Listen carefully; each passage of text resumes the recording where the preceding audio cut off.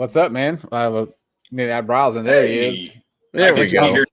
Thank y'all for tuning in. It's our first time, man. I apologize. Thank y'all for tuning in, man. It's another episode of the Juice Box Heroes podcast, the Thursday edition before a massive series this weekend at home.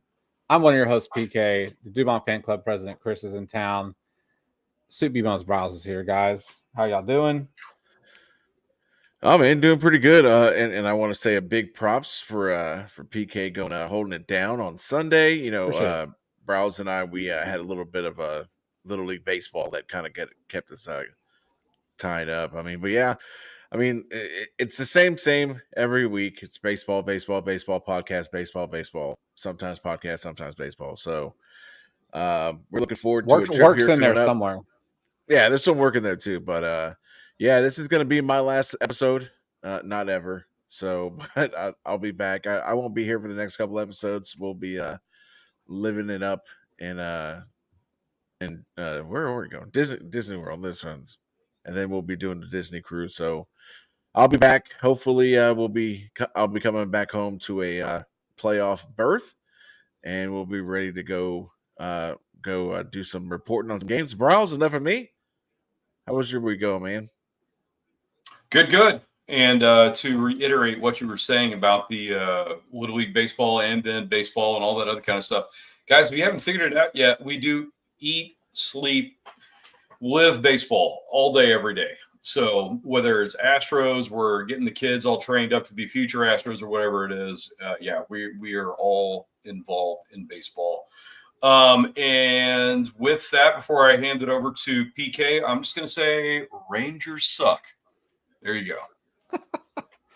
I agree. We got a guy that we work with that he huge Ranger fan. He claims that he's not a Cowboy fan. I'm pretty sure he is. But yeah, he came in today to the office and I said, "Hey man, that was a good effort you guys had the last 3 days. You know, you get an A for effort." And then he said, "Well, I'm just looking forward to your weekend series with Seattle." I said, "No, let's not talk about that. Let's talk about your effort, that you put out this week." So, or lack thereof. No, man. Yeah, or lack thereof. So, but no, all good, man. Same stuff, different day. Daughter volleyball tonight. Beat VLI here locally. So it was cool. It's always fun to watch my kids play, man. But let's get into this thing. So on Sunday, I talked about what the record needed to be on this final homestand, right? And I said at minimum it needs to be 5-1. That's the minimum, right? Perfect scenario obviously is 6-0. You've got to finish you knocked out Texas for the most part. I mean, they still got a pulse, but for the most part, you knocked them out, right? Now you move on to Seattle. Huge. I can't emphasize it. We all know, we all watch this team. We know what's at stake this weekend. We're going to get into that. But so far, so good. So let's get into the Silver Boot series.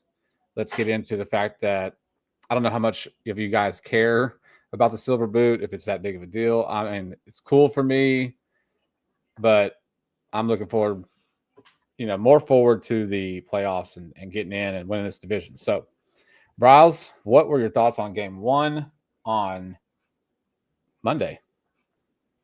Before I get into game one, I do want to touch on some of the things you just said. Do I care about the Silver Boot series? I absolutely do. And, when we first came into the American League and they kind of got this thing going because they wanted to get a rivalry going with the Rangers and the Astros, I didn't care as much, but that's also when we were a really bad baseball team. So to just kind of put it into perspective, we've been struggling this season, and the fact that, we went into the series, if the Rangers would have won one game, just one, they would have got the Silver Boot. But we've won it how many years in a row now? Like 6 or 7 or something like that. I don't even remember what it is at this point. But anyway, point being is I think not only did we care about it as like Astros fans, but you could see it actually as the team caring in actually getting into this series like super hard. I mean, I saw these guys play hard all series. It was awesome. So to answer your question, yes, I care about the Silver Boot series. I thought that was a really big deal. And then game one, let's get into that real quick. That was Jason Alexander's game, correct? It sure was. Yeah. So once again, Jason Alexander, he channeled his inner Maddox and went in there and just pitched the gym. And I will tell you that is who I'm comparing this guy to at this point, because he doesn't have that blow away like velocity that's going to go out there and scare people. What he does have though is the ability to like pinpoint his pitches all over the strike zone, and he is making the bats miss. So even when he gives up a couple of runs, we've seemed to have come back and actually picked him up and gone and won the game, which, you know, you can't say about all the pitchers we have on our staff. But I will say that Alexander has looked better than almost everybody except for Hunter Brown. I mean, I'm very serious. When we go into the playoffs, it's going to look like he's going to be our number 2 going in. Now, Espada's going to have a really tough time trying to figure out what he's got to do, because he's going to have Valdez that is obviously going to be our number 2 on paper. But, I mean, let's look at what his stats have been since the All-Star game, and it's been straight trash. So I'm looking at Alexander being our number 2. He had a fantastic game. We won it. Offense, yes, they did look good. Don't get me wrong, with a few hiccups that I'm going to let you guys talk about. But at the same time, my main focus on that game was Alexander and the way he pitched. Yeah. I mean, like, to answer your question about the silver boot, man, I'll be honest with you. I didn't even know that what the record was for the season series. All I know, I mean, all I really cared about was the Astros going to do what they needed to do to win this series. I mean, I wasn't expecting the sweep, but were they going to do what they needed to do to win this series, to keep this division lead, or this division at the time, the division gap only a half a game? Yeah, I mean, Alexander pitched really well. I mean, you know, he I think he gave up 3 runs over 5 innings, I believe is what it was. So 4 2/3, 3 runs, okay. 1 earned. Okay. But you know, the big scary thing about Monday's game was Yordan. I mean, that was, and of course, it's like we talked about this probably about a couple of weeks ago. Maybe it was even last week, where it's like, man, we finally got the entire offense together. Now it's no excuses for the hidden slumps or anything like that. And then in game 1 of a 3-game series, in a very important series at home, crucial, Yordan has a very ugly looking ankle sprain, which, man, I thought he broke his ankle. But as down of a feeling that you had with Yordan coming out, here comes Zach Cole, and holy moly, like, if you ever needed a spark to come in, and like, you would think, a spark, like, you would kind of think of maybe a guy that's on the bench that you put in, he gets hot. Like, I don't think anybody had it on their bingo card. Like, Zach Cole even making the show. I think he played 15 games in AAA before they called him up. Homers in his first at bat. I think it was his first pitch. He homered. He comes in after the entire like atmosphere is completely sucked out of that stadium. Comes in, goes 3 for 3, 3 ribbies, 2-run bomb. So it's just kind of crazy because, like, the next, like you see, he had the big game again in his debut, and then kind of like went over with a couple strikeouts. And then now you saw that he had, it seems like when you need Zach Cole to give you a boost, a pick me up, so far he's 2 for 2 when you needed it the most. And I want to say, going back to the pitching, the bullpen, I think the bullpen pretty much held it scoreless the rest of the way. So I think you had 3 runs given up by Alexander, and then you had another 4 and a third from the bullpen of shutout baseball, which, again, it's what we talked about all season. When you score runs, you take so much pressure off your pitching staff. They scored runs. I mean, so yeah, I mean, it was, it was great to see the Astros play a complete game. It was kind of crappy to see Yordan go down because, from what I hear, he's out for the rest of the season, unless we're like pretty decently deep in the playoffs. So, all right, PK, what did you think? So, yeah, let's start with Cole. Right, you touched on it. I mean, look, I don't know if y'all know, but a person's bottom of their left leg should not be touching the ground in the manner that Yordan Alvarez had it happen. So, yeah, I saw the same thing. Definitely out the regular season, he potentially may be available come postseason. You also had Paredes taking some ABs. There's potential of his return this weekend. I haven't seen anything yet, but that was something that was on X. So that would be, it'd be a good bat to get. But yeah, look, Cole, I think the fact that he didn't have to plan on playing, right? He didn't plan on playing. You had the unfortunate injury with Yordan, so it's like, hey, you with the clipboard, grab a bat, you're up, Yeah, type of deal. And you don't have time to, process what's going on. You get a bat, you get your glove, you go out there and play. So it's almost like he came in relaxed, and it was huge. But the big thing, and this is gonna echo throughout the whole series. The Astros scored first in all 3 games in the first inning. All 3 games. You had 2 on Monday, 1 on Tuesday, 2 on Wednesday.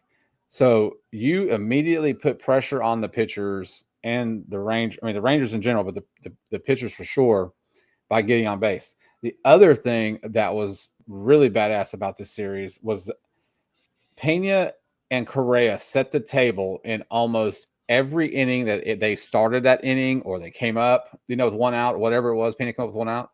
They set the table almost every time for the entire series. Like, for the entire series. Now, you have it with Yordan where it's like, okay, this is what we want. This is what we needed. Now you have the unfortunate injury.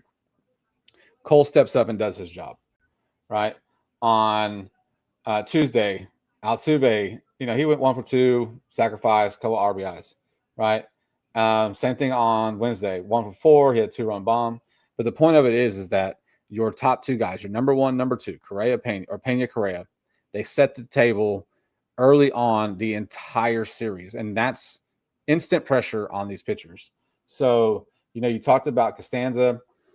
Costanza didn't go his typical 6 innings, right? He went 4 2/3, but he still held them to, 3 runs. Okert, inning and a third, 3 Ks. Murray, a third of an inning. Brian King, 1 2/3, and then Abreu comes in for the last inning. So,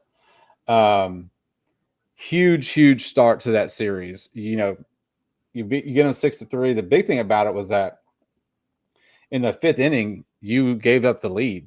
You gave them 3 runs on top of the 5th. And so what were you going to do? And they answered. They answered 2 in the bottom of the 5th to take the lead back, right? And then they played it 2 later in the 7th. So that's Monday's game. And so now you have some momentum in this series, and we move on into Tuesday. Tuesday, you got old boy Blue Ball. He gets the ball. I say we, because y'all weren't here, but I talked about it on Sunday, right? Like, this guy has been freaking nails on the long relief. Chris's argument, because we've had the debate about it. Chris's thing has been, hey man, he's been killing it in long relief. Let's leave him there, right? But I think he earned. My argument was that he earned a right to start. So he gets the ball. He goes 3 innings, 2 hits, 7 Ks in his 3 innings of work, right? Yeah. So, I mean, look, man, I don't know. I'm assuming he was on a pitch count. That's the only thing I can think of. I would have liked to have seen him go a little bit longer, but it clearly was a bullpen day. Blue Ball, Colton Gordon, Murray, De Los Santos. We'll get into that guy later on. Brian Abreu comes in with the save. So, Chris, what were your thoughts on Tuesday with your boy Blue Ball on the hill? I mean, again, I think he looked fantastic, and he has been to the bullpen what Alexander's been to the rotation. Like, you needed that guy that could solidify anywhere from 1 to 3 innings out of the bullpen. You didn't have that guy, and that was why your bullpen was getting beaten to the ground, because they were getting used over and over and over again, because you didn't have that guy that could do, like I said, 1 to 3 innings out of the bullpen. Now, again, coming up from when he was in Sugarland, he was a starting pitcher. So I think for right now with the momentum, and I agree, I think Tuesday's game was a bullpen game. They probably had it scripted for him to go 3. Maybe they had it scripted for him to go 2, but they let him go 3. I think he's got the 5 to 6 inning stuff. We've seen it enough of him down AAA where he's easily gone 5, 6. I think there's been a couple times he's gone 7. But again, for what you need from him now, you leave him in that long relief role. I mean, like I said, he's been killing it. And then, like I said, if you want to kind of stretch him out, you give him a shot next year in spring training. See if he can lock down a number 5 slot in the rotation. But yeah, man, this entire series echoes exactly what basically all 3 of us have said. I mean, you have great pitching, the offense scores runs. I think you have a winner chicken dinner with the Pena and Correa at the top of your lineup, and you score runs. The pitching gets doesn't have to pitch with all this pressure on them to not give up, not make a bad pitch. And as you can see, you another W. And again, I mean, and I'll go ahead and pass the buck to Browse because I could talk about AJ Blue Ball all day. So, what do you think, Browse? Yeah, no, you almost took the words out of my mouth, man. It's that Blue Ball Gordon piggyback combo looked fantastic.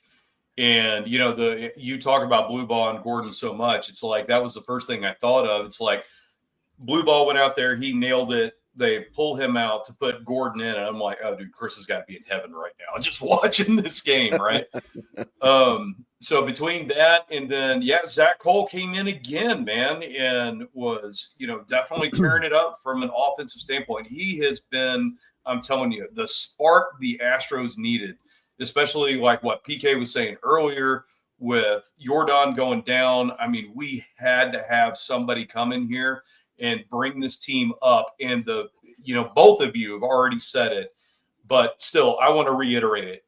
The Pena Correa combo. And remember, these guys, they weren't exactly best friends at the beginning of Pena's career because Correa was on his way out. Pena was on his way in as a rookie, and we were expecting Pena to be the new Correa. Well, guess what? He wasn't necessarily the new Correa. He was very good, and now we got both of them. So the fact that these guys, and you see it like in the pregame and the postgame, these dudes are gelling. And I think the 2 of them at the top of the lineup look fantastic together. So if we can keep that rolling and then keep Zach Cole in the lineup and then roll into the Seattle series just the way that we're playing right now, we're going to be doing fantastic. So anyway, once again, with the Rangers, they had Merrill Kelly on the mound on what was that, Tuesday? So anyway, Merrill Kelly in the past we have not fared very well against. If you guys remember out there, he was with the Arizona Diamondbacks, and that was the one guy that actually killed us in the past. But ever since he's joined the Rangers, we haven't had a problem with him. I guess maybe it was the change of jerseys. Hey, look, if you had to have a South Oklahoma jersey on, you're probably not going to be feeling the same way anyway. So, all right, whatever. But anyway, we took the game on Tuesday. I think everything rolled and gelled again, just the way we wanted it to. Abreu, once again, looked really good. He wasn't going to be available the next day, but Monday and Tuesday, I don't really have any complaints there. PK, what'd you see?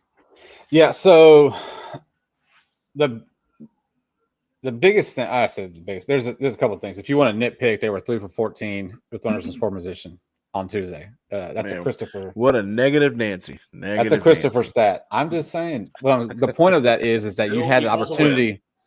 You had the opportunity to plate more runs. Is what I'm getting at with that game, because the 8th inning, De Los Santos went back to Atlanta Braves. De Los Santos. Okay, so not a good inning for him. 2/3 of an inning, 3 hits, 4 earned, 1 walk, and we have a home run. So, look, De Los Santos has been nails since he's come over to us. He's gonna have a slip up, but thankfully he was able to stop the bleeding, right? And like you said, Abreu came in And Abreu, I think he made it a little bit interesting. Like he tends to do a little bit, but he gets to save. Sanchez had a big night. I say a big night. He went 1 for 2, 2 RBIs.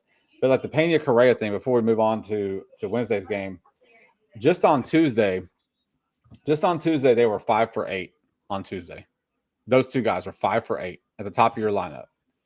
Yeah, that's fantastic. I mean, you can't ask for any more than that. So Cole, he disappeared, like we talked about. Chris brought up, he went over on Tuesday, and then let's see, let's move on to Wednesday. He did go over, not to be negative Nancy, but it's talking about negative Nancy. I'm just saying these are facts. I can't help it, man. They're facts. I got my days twisted. I thought he did good on Tuesday. That must have been Wednesday. Yeah, so Tuesday, Wednesday, not the best, but you also went against DeGrom on Wednesday. Like, let's be honest. I mean, you got to DeGrom early. Yeah, so you touched him up. Like, I want to say he threw 35 pitches the first inning. In the first inning, yeah. So, and it's just that when I saw that stat, my mind was kind of blown, because when you think of this lineup, they've gotten so comfortable with like trying to make stuff happen within the first 2 pitches.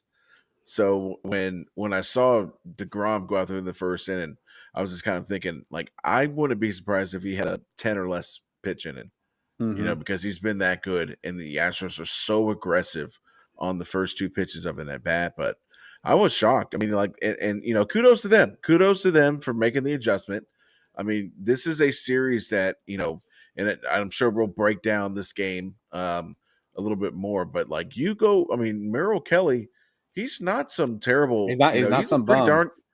Yeah, he's pretty damn good pitcher. I mean, if you look at the stats, I mean, like, there was a reason why he was very coveted at the trade deadline. And then again, you look at Jacob deGrom. I mean, Jacob deGrom, when he's healthy, he's probably a top 5 starting pitcher in the league. And he's been all year. It's just, man, unfortunately, he just doesn't have the run support.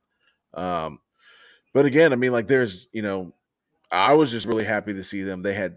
You faced 2 really good starting pitchers this series, and you swept this series, and put a hurting on DeGrom. And and you chased him early, because I think he only went 5. I think, right? Wasn't it like 5? Yeah, 5. Well, they touched him up for 2 in the first inning, right? Well, 4 in the first 3 innings, but they scored again in the bottom of the first. I mean, it was like that every game. All 5. Man. They jumped on him early. All 5 earned runs with DeGrom. I mean, so for them to like just lay back and just like, again, like I said, I was shocked that he had 35 pitches through the first inning, and I'm just like, man, because I want to say the last time we faced DeGrom, I think they put up 2 on him, but eventually they just waited him out.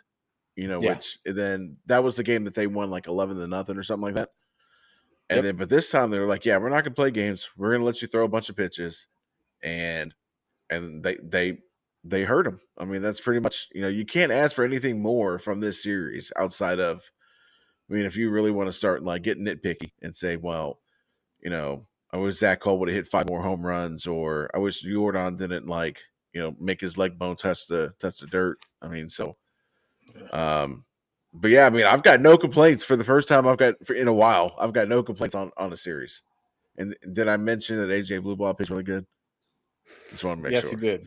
You did. All right, just make sure. So just for the record, then your soapbox is in the closet for this series, right? He's waiting for the weekend. I've put away. My handle is back to H-Town Warrior. It's no longer H-Town Whiner. So it's in the closet.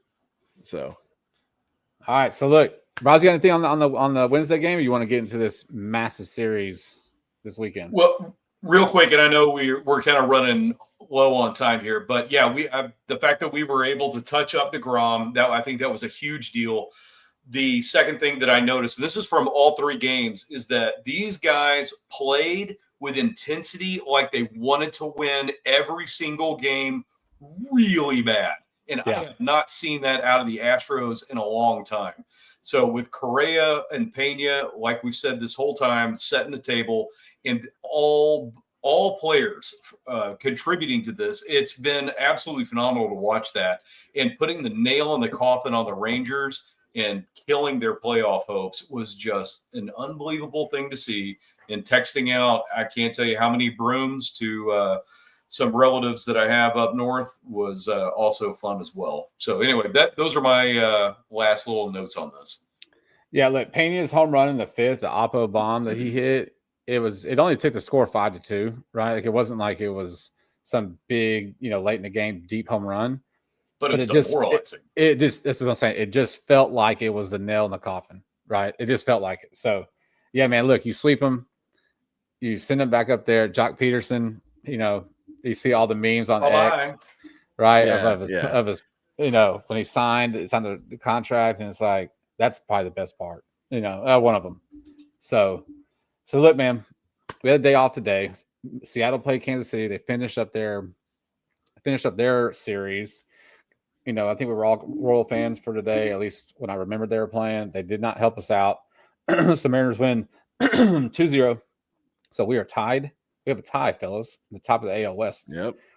Going into the last home series of 2025. So Mariners, Astros. Who's our probables? Y'all have the probables? Yeah, I got them up. Here we go.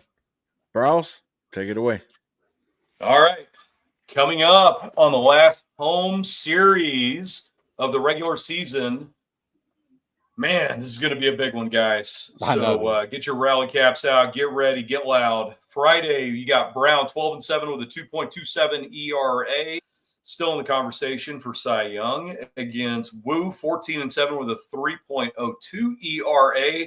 That's going to be a doozy. And then you've got our problem child, Framber Valdez, 12-10 with a 3.59 ERA against Kirby, who I hate to say it, has been tough for us at 9-7 with a 4.46 ERA. And then Sunday, that's right, the assistant to the traveling secretary, 4-1 with a 4.04 ERA against Gilbert, 5-6 with a 3.53. Gentlemen, we've got the biggest series of the season coming up. Who do you got? Yeah, I mean, right off the bat, I would say don't let that Kirby ERA, sway your decision. I mean, like, I'm pretty sure we have had nothing but issues with Kirby. Same thing with Gilbert as well. The only thing that would make this series even bigger is if it was the last series of the season. We still have both teams still have two more series. The Mariners still have the Rockies, and then they'll have the Dodgers. And then we'll have then we'll move on to three with the Rockies. Yeah, then we'll move on to the A's, which again, the A's frighten me. I don't want no part of the A's right now. And then we wrap it up with the Angels. So for this series, I mean, like, this is tough. I mean, because like I really want to buy in and say that this offense is fixed. You losing Yordan was massive. Yeah. Huge. The biggest question I have for this series is which Framber is going to show up. Is Framber going to show up and get his stuff back together? Or is he going to be the Framber that's had a complete abysmal last 10 starts of his – let's be real. His last 10 starts of his Astros career. It's been abysmal. It's been terrible. I'm going to play it on the safe side. We don't have enough series for me to come back. So – I'm going to say 2 on Astros. No faith. All right. Well, here's the way I see it. All right. Starting, I would go sweep. He would go sweep. Well, I do see there being a problem with Framber. And the one thing I can say that we have to our advantage, and I say we as the Astros collective, is the fact that whether Framber is interested in winning the game for the Astros or not, one thing I guarantee you he's interested in is making money next year. So I'm hoping that he pulls out whatever he possibly can, because we're going to be on a national stage this series. Every eye in Major League Baseball is going to be focused on this, because we have got a huge close pennant race going on. And not only that, just to get into the playoffs. So as far as Framber is concerned, I think that he's going to show out the best he possibly can to make sure he gets paid. So I will say that. Now, here's the problem that we've got right now with the Mariners. The Mariners, in their last 11 games, have won 10. 10 games out of their last 11, folks. Mm-hmm. So I will tell you, they're white hot. So I'm not saying that we can't put that fire out, but at the same time, listen, this is going to be a slugfest any way you see it. This literally could go. I don't think either team is going to sweep one way or the other, but this could go either way. I'm going to roll with Chris on this. I'm going 2-1. I'm not going to say which game we're going to end up losing, but if we do end up losing a game, and I really hope that I'm wrong, it's going to be close. It's going to be so close. It's going to be like a 5-4 heartbreaker, like in the 10th inning or something stupid like that, because we couldn't scratch the, runner. Because we can't move the Manfred runner over. That's why. Exactly. So anyway, that's my prediction. I'm rolling with Chris. I'm going 2-1. I'm not saying which game. And I'm not even going over and unders on this one, man, because this could go anyway. Yeah. So I don't know. Here's what I think about the pitching rotation, the probables. I'm glad that Fromber is pitching game 2 and not game 3. And the reason is because, like, let's say we split the first 2, right? I don't want Fromber being that guy on Sunday having to get us the win to take a 1-game lead, right, into the next series. I much more prefer the sandwich that he's in right now, where, of course, I want him to win. I want his outing to be good. I want him to dominate, be old Fromber. Obviously, I want that to happen. But at least we have Alexander on game 3 to hopefully get the series win, and at least, like I said, take that game, 1-game lead going into the last two series. Look, I think it's going to be I feel like it's going to be a low-scoring series. Like these probables, these pitchers, like, both teams set up their rotation for this series. The Astros set the rotation up like this last week. That's why Hunter Brown missed a day or got pushed back a day. It was solely to put their top 3 guys in line to pitch the series. Seattle obviously is doing the same thing. Chris, I agree. I don't let the ERAs fool you on the Seattle side. Whether Seattle has sucked or whether they've been good, Gilbert has always given us a problem. Always. Kirby the same, right? Brian Wu, he's an all-star this year. Hunter Brown's an all-star this year. I think the matchups are going to be fantastic. I really think, obviously, it's going to feel like a playoff atmosphere inside of Daikin. I feel like it's just going to be a low-scoring, probably need your blood pressure medicine, type of series. I really want to be a homer and take the sweep because I really want to have a sweep. Like, I really want to take that homer pick. I think just for shits and giggles, I'm just going to stay with the sweep. But I think probably in reality, it's probably going to be 2-1. But I want the sweep. Like, I want the sweep. I want the 3-game lead, right? Going into the last 6 games. Not so that you can relieve some of the pressure, right? Because you don't need to be backing down. Even if you sweep these guys, you still have to have the same fight mentality going into the last 6 games to continue that going into the playoffs. So homer pick is a sweep. Reality is probably a 2-1. No, I agree. I think if you're the Astros and probably Seattle too, you're treating each one of these last 3 series like it's a playoff series. Like, you have to like, you can't roll over to Oakland. Like, you can't. And I'm only talking about Oakland because I won't be here on Sunday to talk about the Oakland series. But you got to go into these next 3 series as if they're wild card series, and you have to win 2 games. Yeah, that's what you got to do. Yep, I agree, man. Well, look, that's gonna be it, man. Look, we're gonna be on X tomorrow night, Saturday, Sunday. We'll be tweeting throughout the whole game, the whole series. It's gonna be massive. I'm gonna be pumped. Get your popcorn. If you're going to the stadium, man, be loud, right? Do your voodoo dolls, all that stuff you need to do. Don't do the wave during the game because that means you're not paying attention, and these games are going to be way too good to be doing the wave at Daikin. So I hope you guys have a great. You can do that. I did start seeing that post on X here lately, so get that going. Hope you guys have a great weekend. Me and Bryles will be back on Sunday. Chris is bouncing for a couple weeks. Until then, This is the Juicebox Heroes podcast. I'm your host, PK. That's Chris. That's Bryles. And y'all have a good weekend. Enjoy the time off, buddy. Big series. Oh, man, I'm going to. It's going to be awesome, dude. You ready?